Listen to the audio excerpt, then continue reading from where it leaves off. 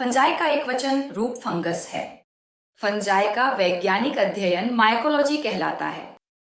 Greek भाषा में माइकोस शब्द का अर्थ फंजाई होता है। फंजाई की कोशिका भित्ति काइटिन और पॉलीसैकेराइड से बनी होती है। काइटिन हरे पौधों की कोशिका भित्तियों में पाए जाने वाले सेल्यूलोज की तुलना में सूक्ष्म जीवों के हमले के प्रति अधिक प्रतिरोधी होता है। फंजाई विषमपोषी जीव होते हैं, अर्थात वे अपना भोजन स्वयं नहीं बना सकते, बल्कि भोजन के लिए अन्य जीवों पर निर्भर रहते हैं।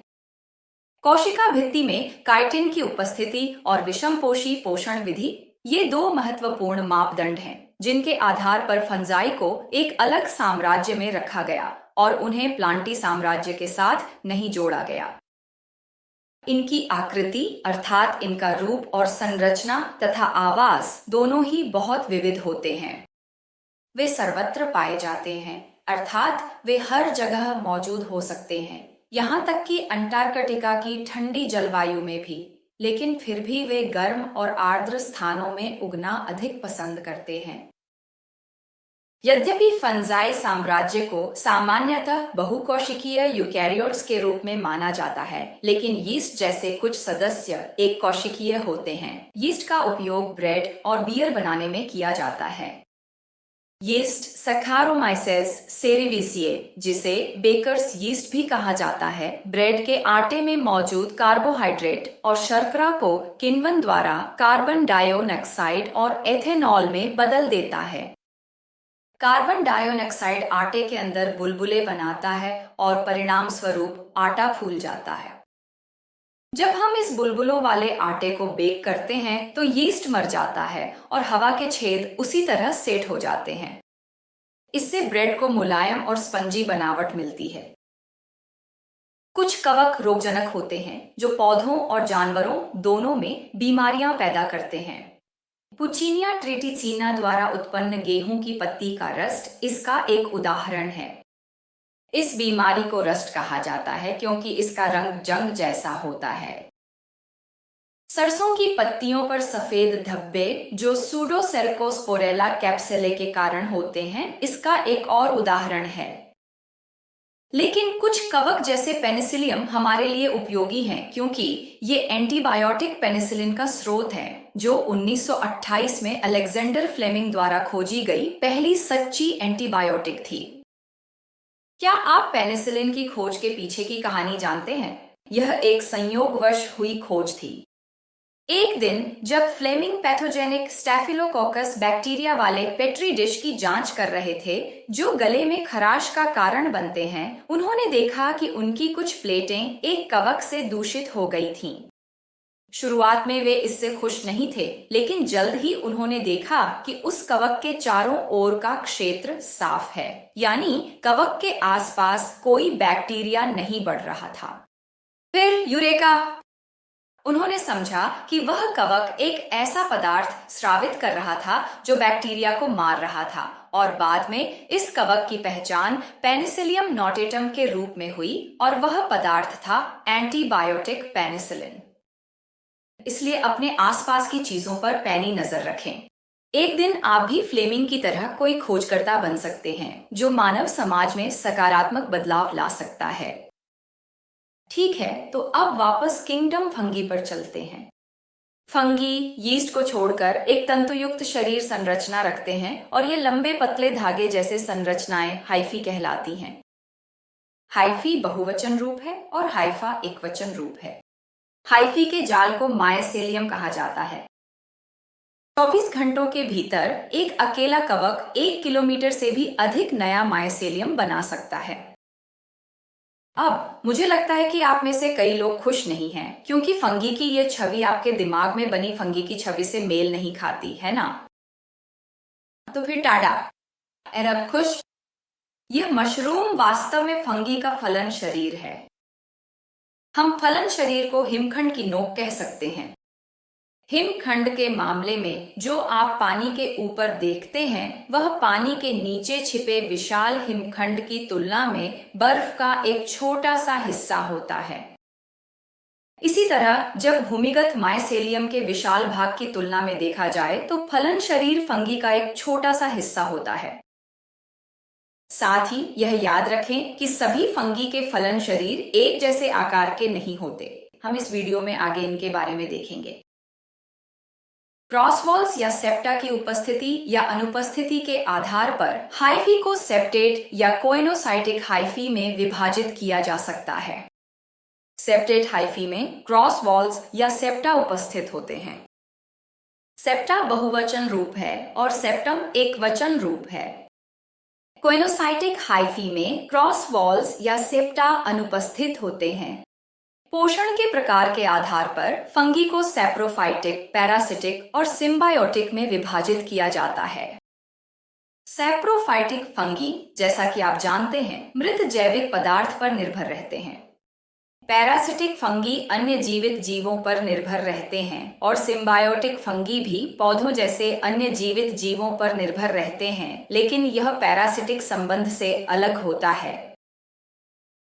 पैरासिटिक फंगी के मामले में केवल फंगी को ही लाभ मिलता है, लेकिन दूसरा साथी, उदाहरण के लिए वह पौधा या जानवर जिसमें फंगी बढ़ता है, उसे कुछ बीमारियां हो सकती हैं और इस कारण फंगी की वजह से कुछ नकारात्मक प्रभाव पड़ सकते हैं। लेकिन सिम्बायोटिक फंगी के मामले में दोनों फंगी और दूसरा जीवित जीव को लाभ होता है।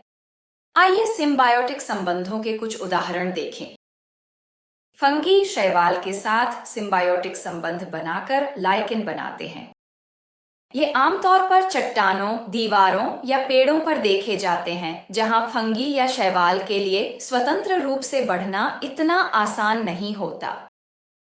तो अब आप जानते हैं कि कुछ जीव सिम्बायोटिक संबंध क्यों बनाते हैं। फंगी वाले साथी को माइकोबायोम कहा जाता है। माइको का अर्थ फंगी होता है और बायोम का अर्थ जीव होता है। शैवाल वाले साथी को फाइकोबायोम कहा जाता है। फाइको का अर्थ शैवाल होता है।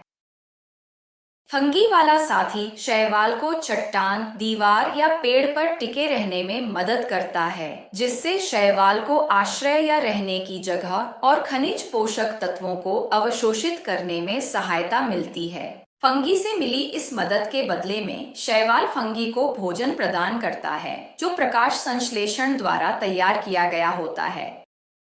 यह ऐसा है जैसे फंगी शैवाल के लिए घर बनाता है और शैवाल फंगी को किराए के रूप में भोजन देता है। अगर आप अपने रहने की जगह पर बहुत सारे लाइकेन देखते हैं तो खुश हो जाइए। यह साफ हवा का संकेत है।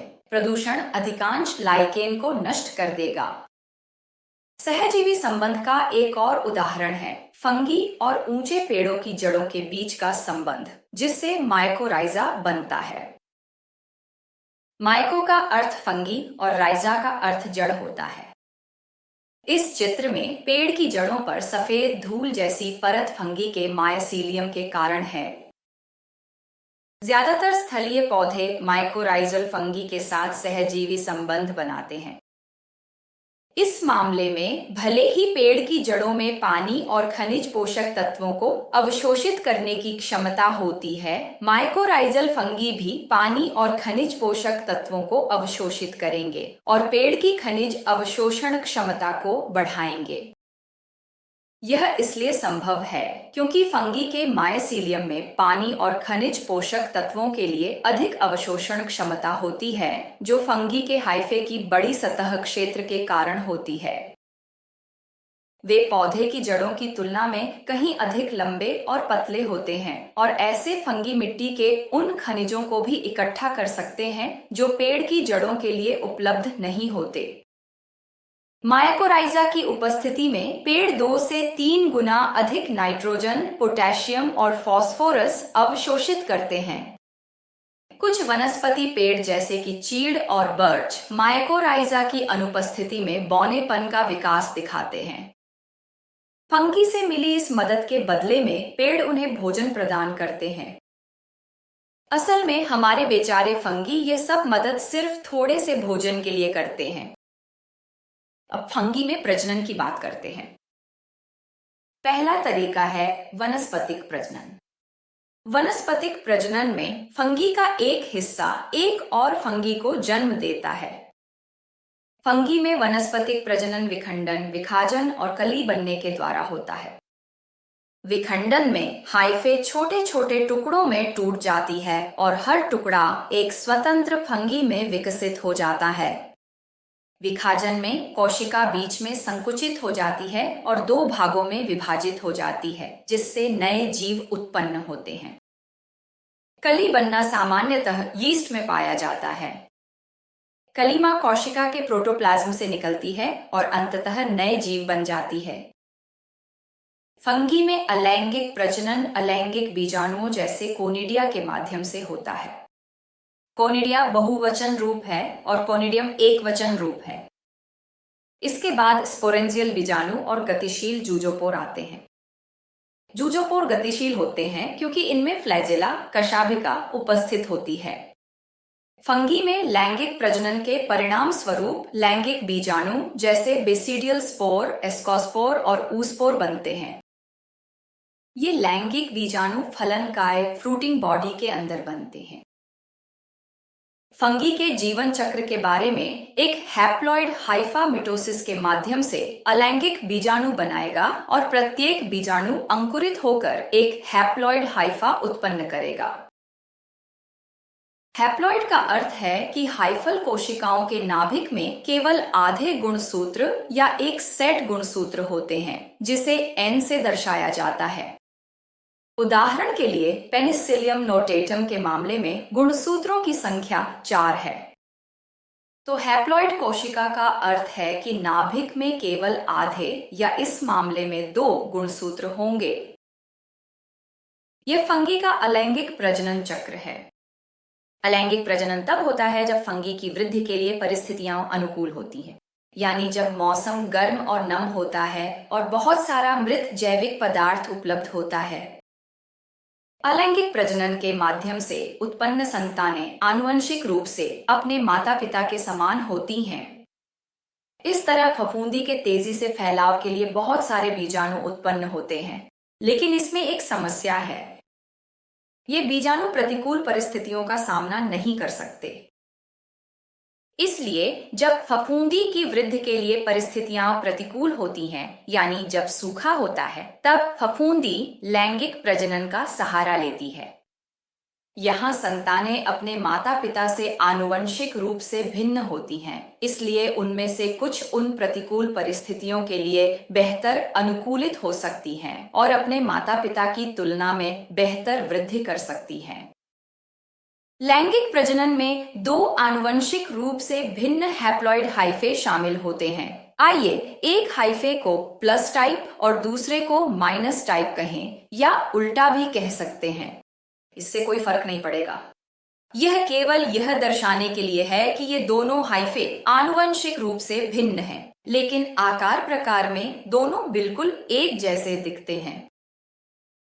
इन हाइफे की कोशिकाओं के साइटोप्लाज्म का आपस में विलय हो जाता है और इस चरण को प्लाज्मोगैमी कहा जाता है। कई कवकों में प्लाज्मोगैमी के तुरंत बाद दोनों नाभिक आपस में नहीं मिलते। इस अवस्था को डाइकारियोफेज कहा जाता है, जिसका अर्थ है 2 नाभिकों वाली अवस्था। अब हाइफे को डाइकारियोटिक हाइफे या डाइकारियन कहा जाता है। कवकों के लैंगिक प्रजनन में अगला चरण कैरियोगैमी है। यह 2 नाभिकों का विलय है, जिससे जाइगोट का निर्माण होता है। कैरियो का अर्थ है नाभिक और गैमी का अर्थ है विलय।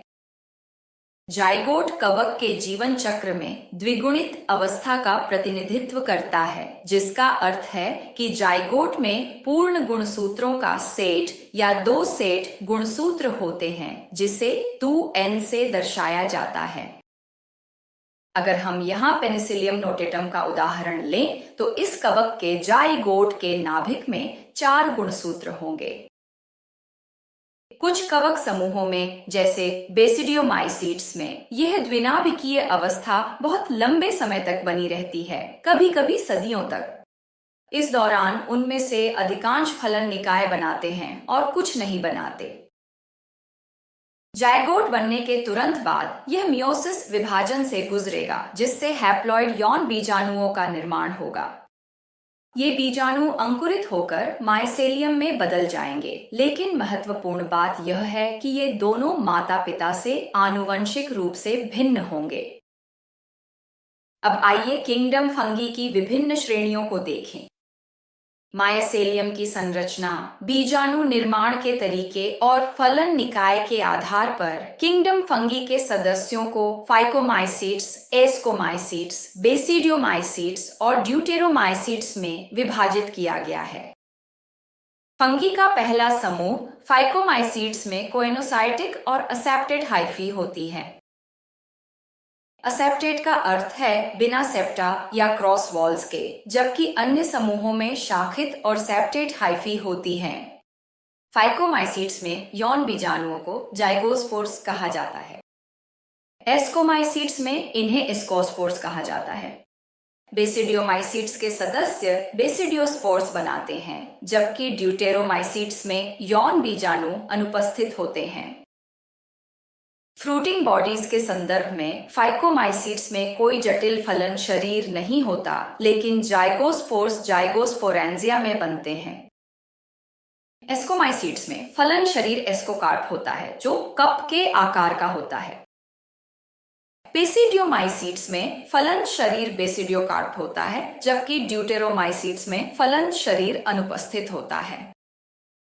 आइए किंगडम फंगी के पहले समूह फाइकोमाइसीट्स को देखें। ये जलीय आवासों, सड़ती लकड़ी या परजीवी के रूप में पाए जाते हैं।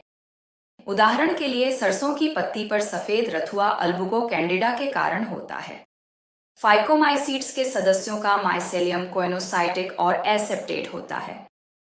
एसेप्टेड शब्द का अर्थ है बिना सेप्टा या क्रॉस वॉल्स के। मुझे उम्मीद है कि आपको मल्टीन्यूक्लिएट हाइफा की यह तस्वीर याद है। फाइकोमाइसीट्स में अलैंगिक प्रजनन में अलैंगिक बीजाणुओं जैसे जूजोपोर्स और एप्लानोस्पोर्स का निर्माण होता है। जूजोपोर्स गतिशील होते हैं, जबकि एप्लानोस्पोर्स अचल होते हैं। बीजाणु एंडोजेनस रूप से बनते हैं, अर्थात एक संरचना जिसे स्पोरेंजियम कहते हैं उसके अंदर बनते हैं। जब बीजाणु परिपक्व हो जाते हैं तो स्पोरेंजियम फट जाता है और सभी बीजाणुओं को बाहर निकाल देता है और प्रत्येक बीजाणु एक अलग फंगी हाइफा में अंकुरित हो जाता है। फाइकोमाइसीट्स में लैंगिक प्रजनन के बारे में बात करें तो दो आनुवंशिक रूप से भिन्न हाइफा एक साथ आते हैं। इन हाइफा के सिरों पर युग्मकों को धारण करने वाले गैमेटेंजिया बनते हैं। एक हाइफा नर गैमेटेंजियम के साथ नर युग्मक उत्पन्न करता है और दूसरा हाइफा मादा गैमेटेंजियम के साथ मादा युग्मक उत्पन्न करता है। नर और मादा युग्मक आपस में मिलकर द्विगुणित युग्मज जाइगोट बनाते हैं। यदि संलयन करने वाले नर और मादा युग्मक आकार और आकृति में समान होते हैं तो उस फफूंदी को समयुग्मी आइसोगैमस कहा जाता है। यहाँ विषमयुग्मी एनिसोगैमस के मामले में दोनों युग्मक फ्लैजेला के साथ गतिशील होते हैं। यहाँ एक युग्मक दूसरे की तुलना में आकार में बहुत बड़ा होता है। यहाँ भी दोनों युग्मकों में फ्लैजेला होते हैं और वे गतिशील होते हैं। ऊगैमस प्रकार की फफूंदी में एक युग्मक दूसरे की तुलना में आकार में बहुत बड़ा होता है। यह सुनने में एनिसोगैमस फफूंदी के बहुत समान लगता है, लेकिन यहाँ अंतर यह है कि केवल एक युग्मक अर्थात नर युग्मक गतिशील होता है।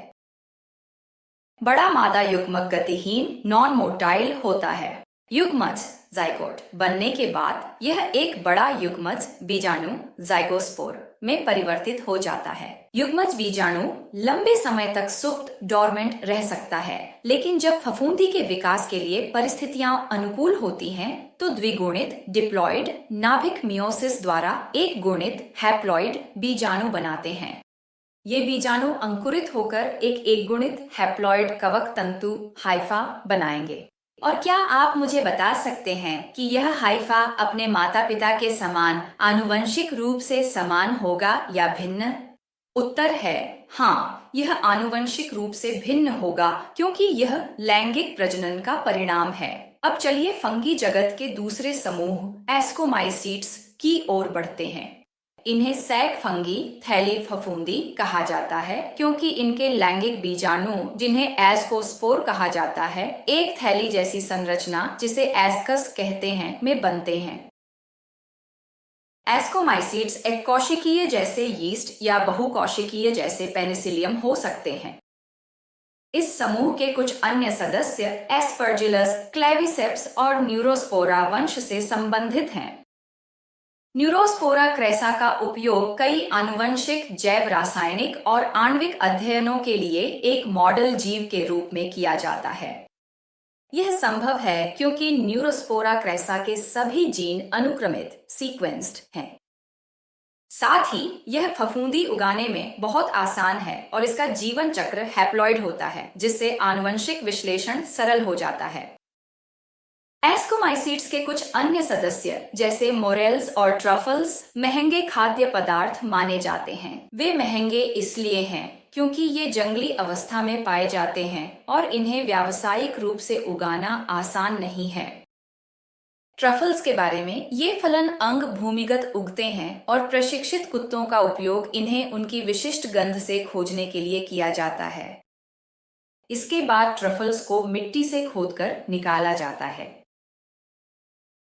एस्कोमाइसीड्स के पोषण के प्रकारों के अनुसार इन्हें मृत जैविक पदार्थ पर निर्भर रहने वाले सैप्रोफाइट्स, जटिल जैविक पदार्थ को सरल रूपों में तोड़ने वाले डीकम्पोजर्स, जीवित जीवों पर निर्भर रहने वाले परजीवी कवक और एक अन्य समूह कॉप्रोफिलस फंगी में विभाजित किया जा सकता है।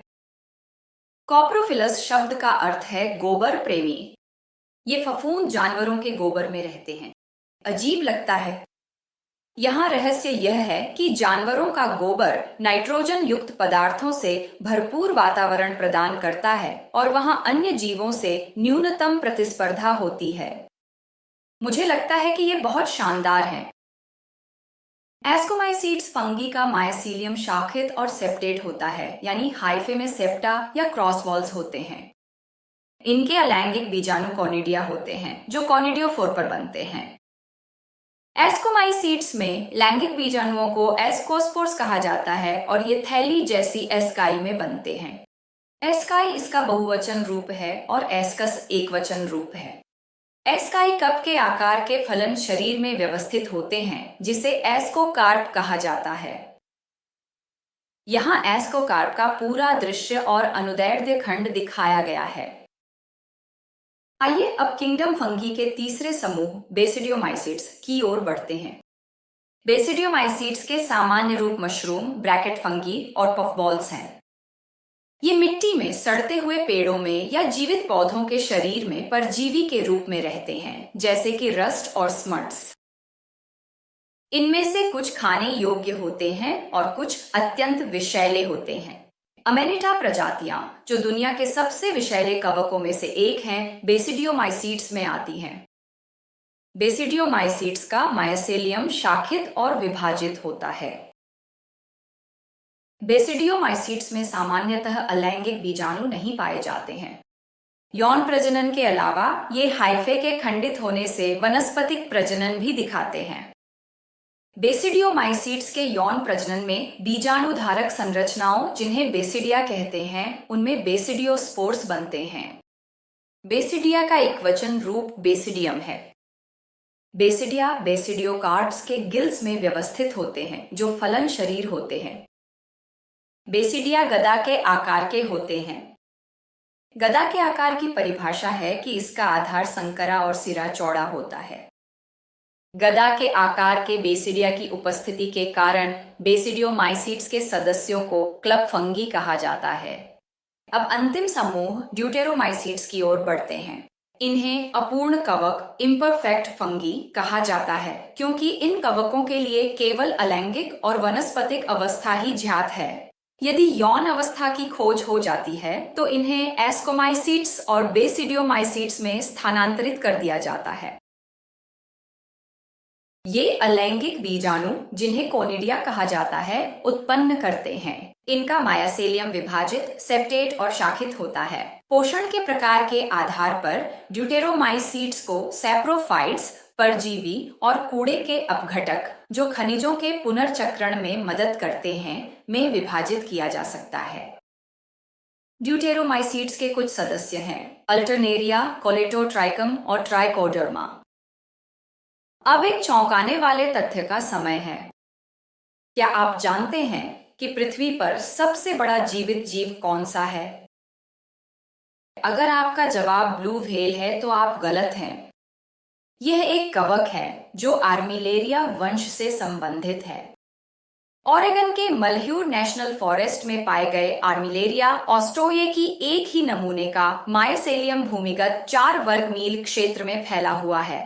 इस बिंदु पर मुझे उम्मीद है कि आप समझ गए होंगे कि हम कवक की तुलना हिमखंड आइसबर्ग से क्यों करते हैं।